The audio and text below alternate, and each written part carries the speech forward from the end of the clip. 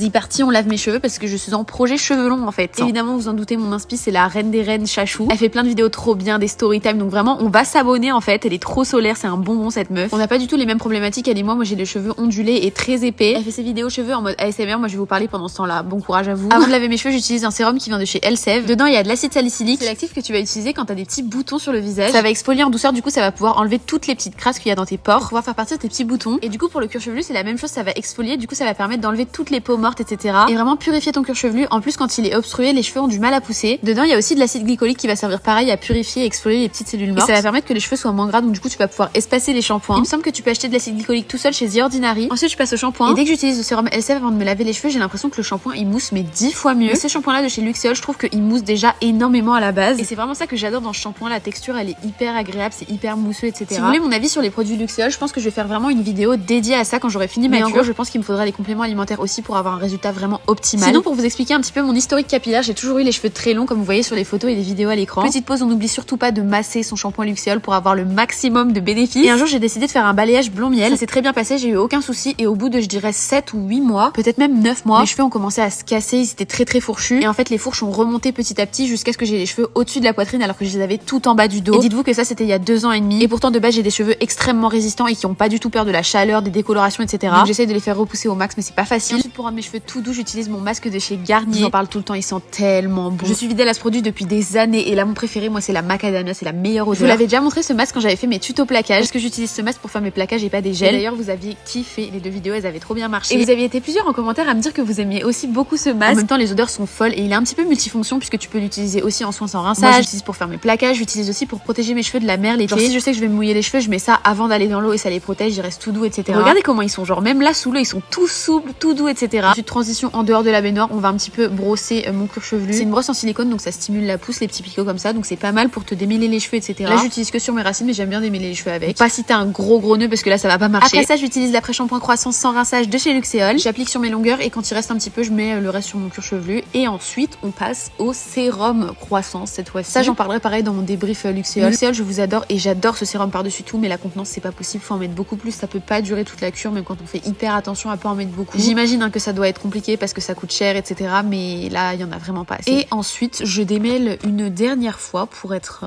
tranquille quoi parce que les nœuds une fois que c'est là c'est compliqué. Et voilà, regardez comment les cheveux sont tout beaux. Après j'aimerais bien qu'ils poussent, ce serait encore mieux. Et je vous fais des gros bisous, bye.